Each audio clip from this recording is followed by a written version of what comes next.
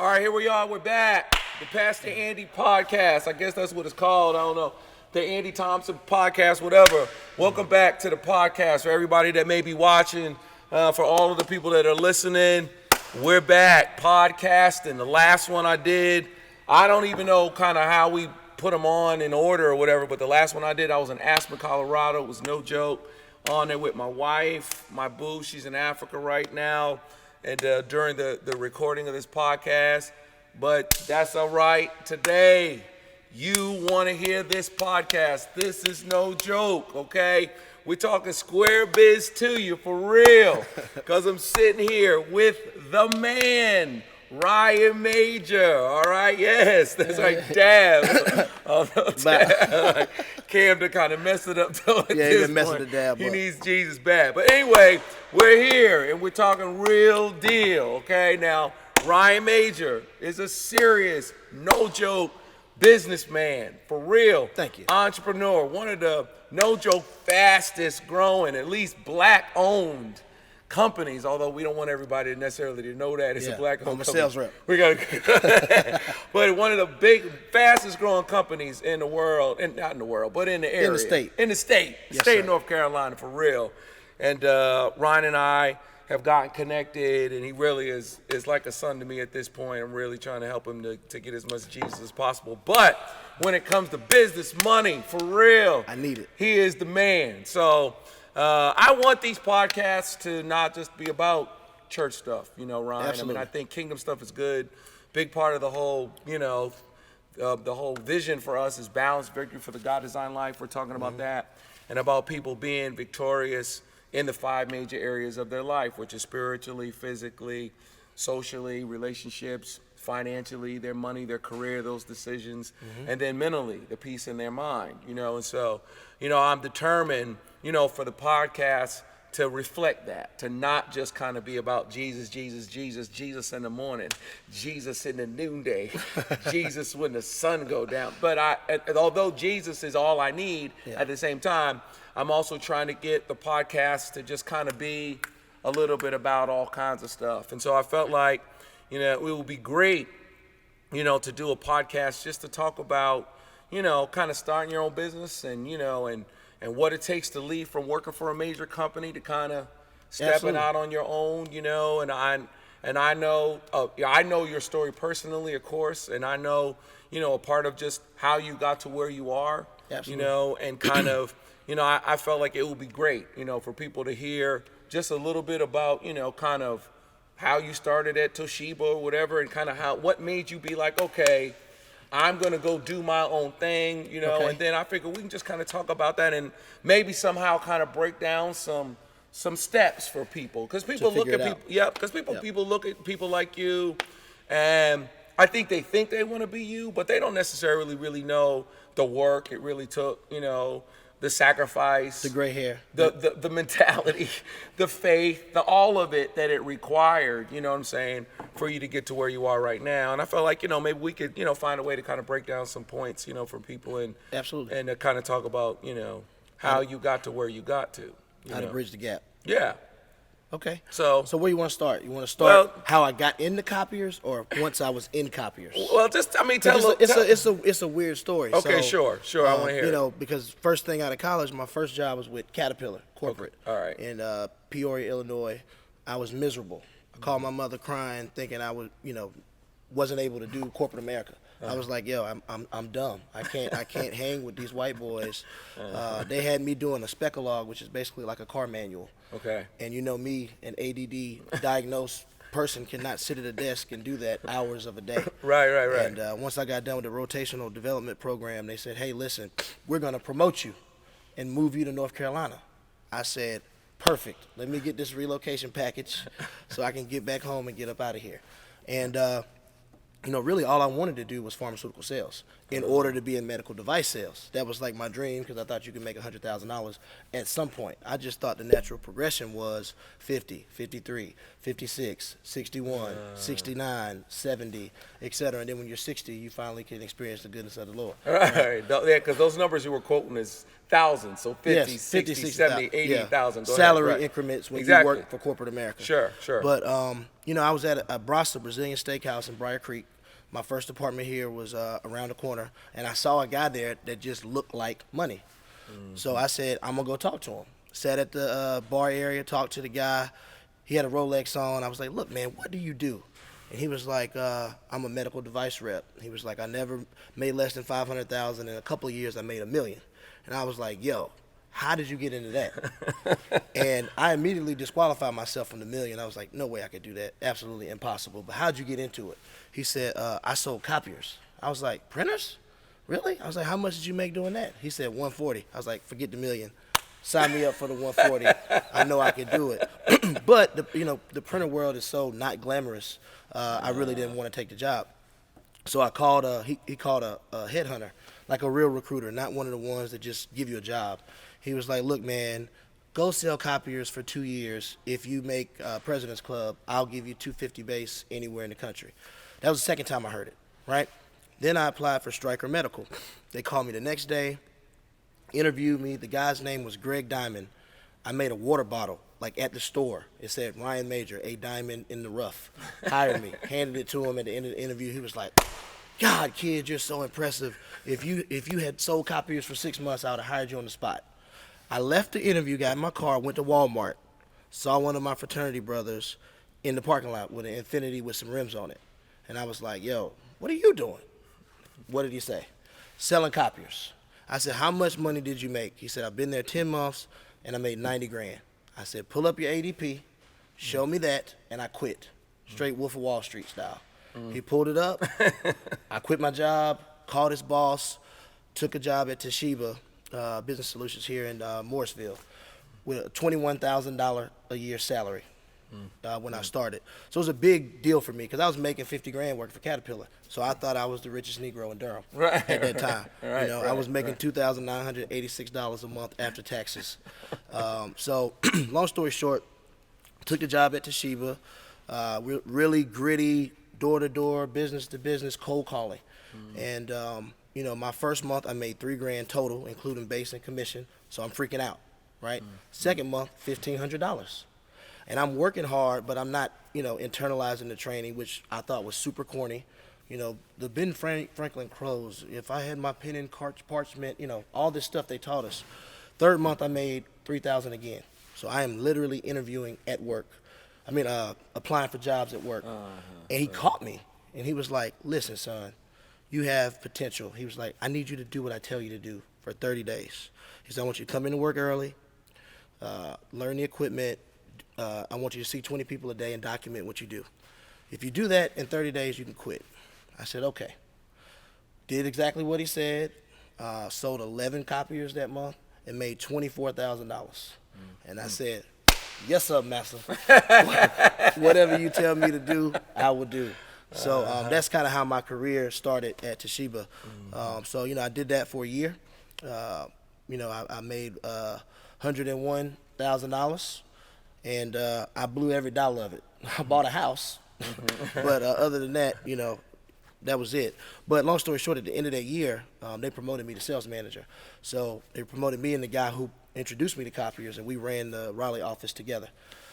I did that for 3 years. The second year I made 190, then 250, then 250. And, I was making really good money. Then they hired this regional sales manager, Canadian guy, who I did not like at all. And he came and he was messing with me, he was poking the bear, micromanaging me. And I never missed quota in 4 years. So long story short, I received an email that I wasn't supposed to get. It came from one of the managers and it had the raw pricing and the raw lease rates. And they were juicing the equipment 100%, and they were putting 30 points in every lease. So for me to make the money I was making, I started to do the math on what money they were making. On a good rep, they making $600,000-$700,000 a rep. So, needless to say, the next 6 months were rough, right? This company had been recruiting me, Cintas, forever. They flew in the VP of the entire company to recruit me. They made me the highest paid entry-level sales rep ever. And I started working both jobs so that I could quit and start my own company. But that worked for 3 months. They call it moonlighting when you work 2 jobs. And the boss at Toshiba called my desk phone at Cintas, and I answered it. And he said, "You know it's over, right?" I said, "Yeah, I know it's over." So that was it. They fired me, right? So the way I got into business, the next part of the story is very interesting because even though I was thinking about starting my own copier company, when I got fired, I thought I was going to love the Cintas job, but I absolutely hated it. I mean, that was super micromanaging. I mean, they wanted to see your cards every day, and they marked it so you couldn't use it again of the people that you saw. And, I was terrified. So I really didn't have a job. I was buying a house, had just had a baby, and I was in the process of getting married. So there was a lot of expenses in that time that I wasn't prepared for. So I went and I started interviewing at other copier companies. Went to a competitor, I won't mention their name because they don't matter, but they offered me the job. And what happened was, when they contacted the office to see when I stopped working there, they didn't call the HR number, they called the office number. And the lady gave them the wrong date. So they called me a liar, retracted the offer, right? Went to Canon. And they, the sales rep there was the same age as me. He was like, "We're not hiring right now." And I was like, "What? What do you mean you're not hiring? Why would you not hire me to be a rep?" And then I went to another company. They said they weren't hiring. So in that moment, I was really freaked out. And I sat at the house on my couch and I said, "Hey, I'm going to start my own copier company." Right? And then I very quickly realized that, it's not easy to do because there's no blueprint. Like, opening a tax franchise or a Subway or whatever. You could Google it and figure it out. There is no blueprint online. And, the first month, couldn't figure it out. In our world, you have to have vendorship. So you have to have like a company like Xerox or Toshiba or Konica Minolta to allow you to sell their equipment. Then you have to have banks to fund the deal. And all of those people want you to have 2 years in business in order to do it. Called every single vendor, called every single bank. Long story short, I had to find a way to finagle my way in. So I found a struggling dealer, and I basically went to him and said, "Hey, I will give you 25% of the profit. I don't want any salary. I don't need your help. I just want to use your copiers and your leasing companies. And I want you to write the check to Triangle Business Systems." I approached another leasing company and said, "Hey, look, I'm going to this guy. I'm going to do all my deals with him through you. If I do that and do X amount of dollars in the next 90 days, you have to authorize me yourself." And went to this guy, and, I was broke, so I was making 40 cold calls a day, $800 in the bank. I was seeing 40 businesses a day. And this was the 4th month. And this was also the month that I started tithing. Like, I was a offerer. I would put $500 in the, in the bucket every now and again, and I was the man. Like, yeah, just drop 500. Like, yeah. And the first month that I tithed, well, I don't want to skip a part. So I started with the guy, 90 days, sold about $400,000 worth of equipment under him. And then I called Xerox, and the guy that I got on the phone that time, he was he's super nice. He was like, "Man, look, for whatever reason, I'm going to come meet you." He was like, "Do you have brick and mortar?" And I was like, "Brick and mortar? What's that? What's brick and mortar?" He was like, "An office." I was like, "Oh, yeah, I got an office." I didn't have an office. So I got on Craigslist and found a office space. It was, my first address was 105 Hood Street, in the hood, downtown. Had one window, no hot water, and a warehouse, one office. And he came there. We stayed for like 3 hours just talking. And he was like, "I'm going to recommend you, but it's going to be very difficult to get you approved. You're like the youngest dealer ever." And he was a white guy. He was like, "And, Right. like that." Right. And for those that can't see, you're kind of dark. winking at me like, your skin color, your skin color is not exactly right for what we're trying to do. Absolutely. Right. And he said he was going to recommend me. So basically, it took like another 2 months. It went all the way up to the vice president of Xerox. I had faith that it was going to happen, so I was out here selling copiers, Xerox copiers, and just telling customers, "It's coming. Just relax. It's going to come." Right? I had sold like 2 copiers. So anyway, I started to tithe that month. 4th month in business, I paid my tithe. I can't remember the amount, maybe $400. because I had got some checks when I was working for the other people. And the month I paid my tithes, business made $90,000, $90,000. And I was like, well, you got to tell me again. I got it. So I bought a truck because I was driving a U-Haul first. I bought a U-Haul from a U-Haul dealership. I was delivering the copiers myself. I was fixing them off of YouTube. I was, lying to the customers, telling them, hey, look, my technician called out. Yes, you got me. Right? In a full suit, in there fixing the copiers. So, Sure. that's the part people don't see. When I was out here ripping my pants, picking the copiers up down a ramp, which they're not supposed to be bent over, toner falling out of the back. I hit a building. I still need to send that lady a check. I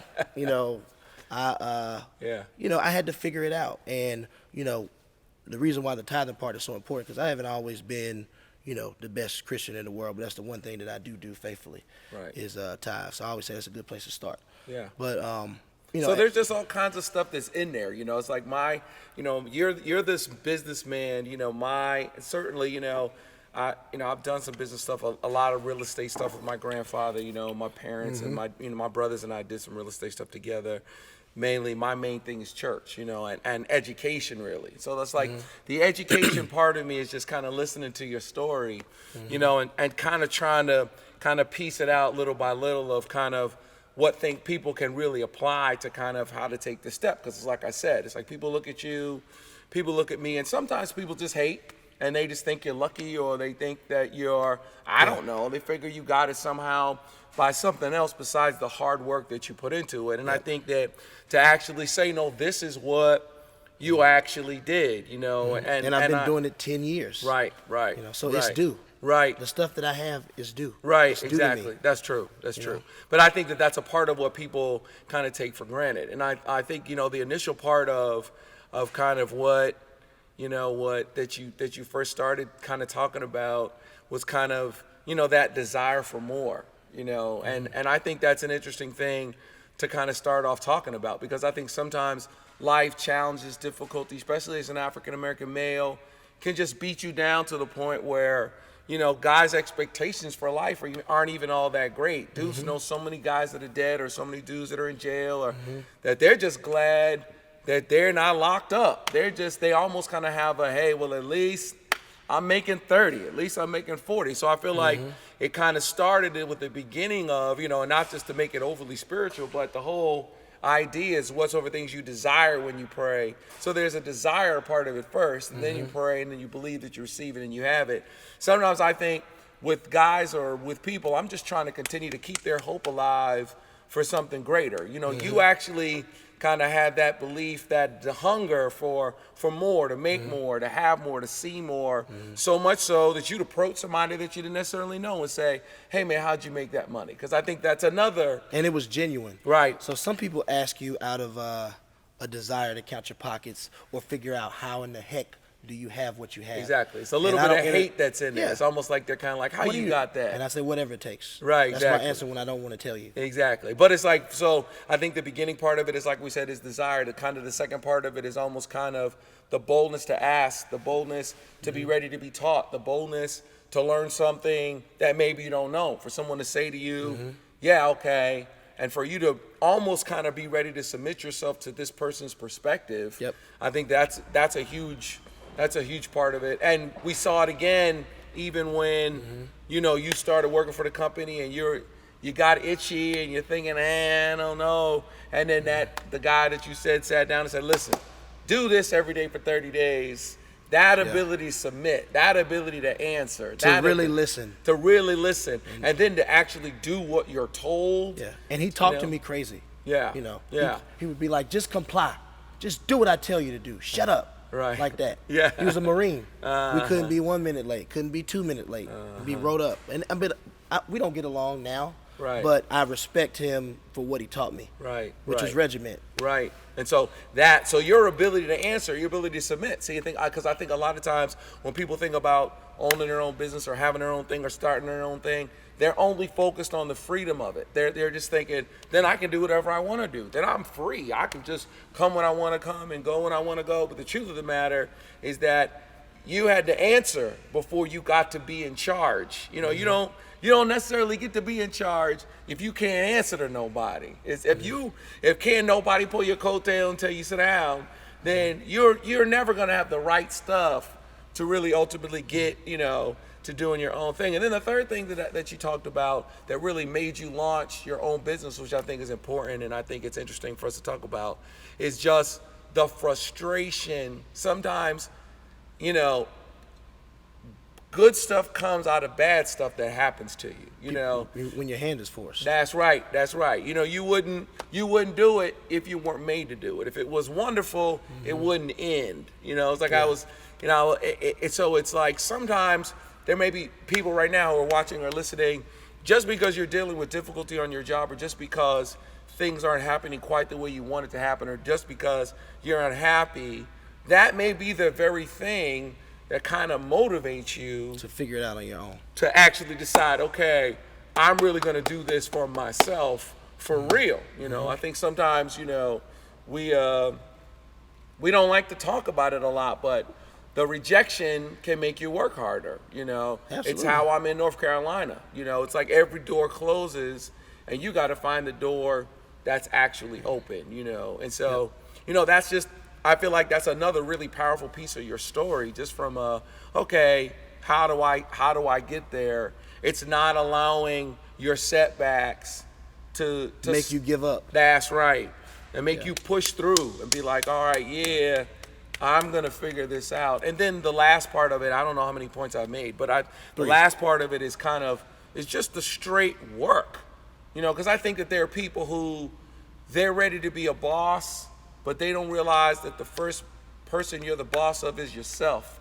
Yeah. And if you're not ready to work hard, they don't realize that, ultimately when you work for yourself, everybody that's successful, when you work for yourself, you're the hardest boss you ever had. You may have had some other hard bosses, but when it's your company and it's your dime, it's your name, you got people depending on you to get a check. That's right.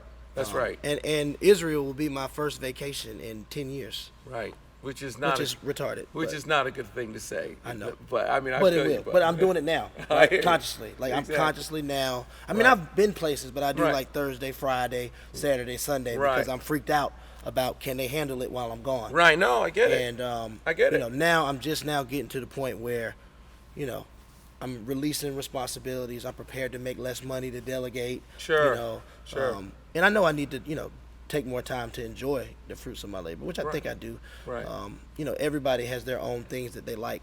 Sure. I'm a house and car guy. Right. And I don't have a problem with that. Right. No, I don't have a problem with that either. I mean, I think especially, once again, I think when you work hard, when you work for yourself, when you run your own thing, and work is what you do, your home has to bring joy to you, because you got to go to work tomorrow, because you got to work, you got to run this company, you got stuff to do. So when you leave from work, when you go home, like I've been to your house, you've been to my house, and everybody doesn't come to my house, but when I go in my house, when I go on my gates open, to me, I want it to be like the Wizard of Oz. You're out of the woods, you're out of the dark, you're out of the light. Step into the sun, step into the light, step into the...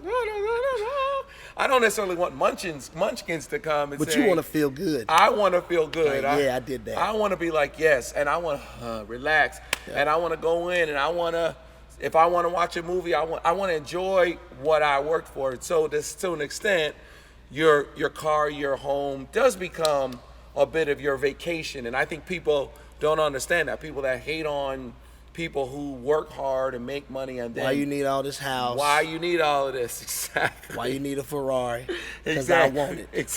Exactly. There's nothing wrong with that. There's nothing wrong with that. But it's a part of that, that you working hard. I think people take that for granted, Ryan. I really do. I don't think that they think about the kind of work it actually takes. Sometimes when I'm talking to some of the pastors I'm mentoring or whatever, I'll let them know, that when I first started the church, I would be the first person that got to church on Sunday morning. I didn't want people to beat me there. I wanted to show, especially when you're gifted. Sometimes when you're gifted, people think you can't work hard. Yep. They think you're just gifted and you're not disciplined. But you want to go as far not just as your gifting will take you, but as far as your discipline will take you. Mm-hmm. You know, if you take a gifted person and make them disciplined, they're going to be the greatest player ever. Yep. That's Michael Jordan. You Yep. know, that's somebody who not only can he run and jump, but he can shoot.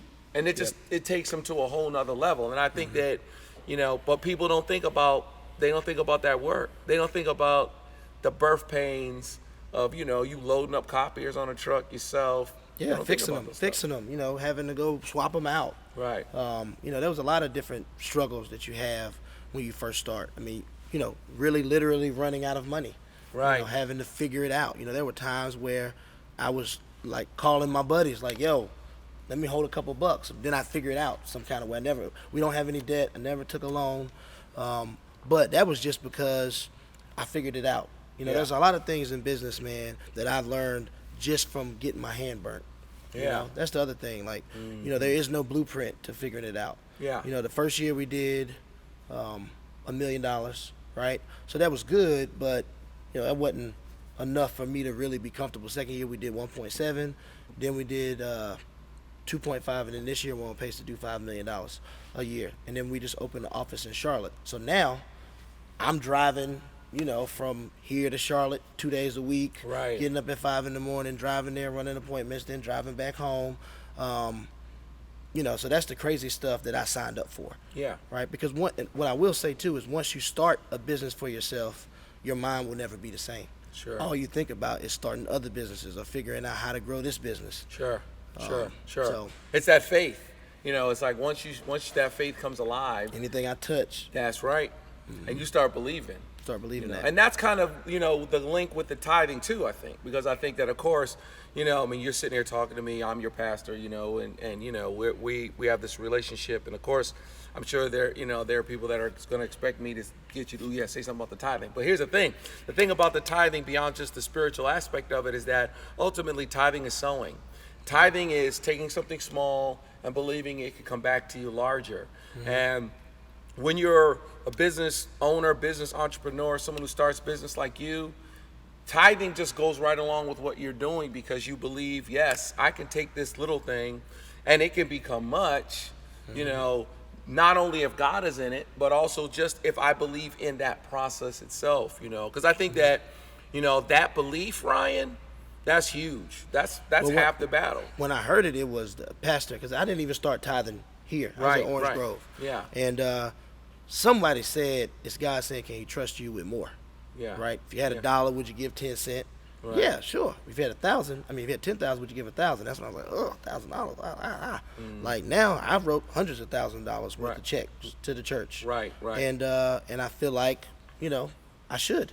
Right. It's never been an issue. Now that I've done it, it's just a part of, you know, the routine. Right. You just right. make it happen. It comes back. And then on top of that, other giving. Like, everybody doesn't have as many signs and wonders as I do. But every time I give something, like the billboard, right? The day I did it, somebody called and bought like 12 copiers. I remember I was telling First about it.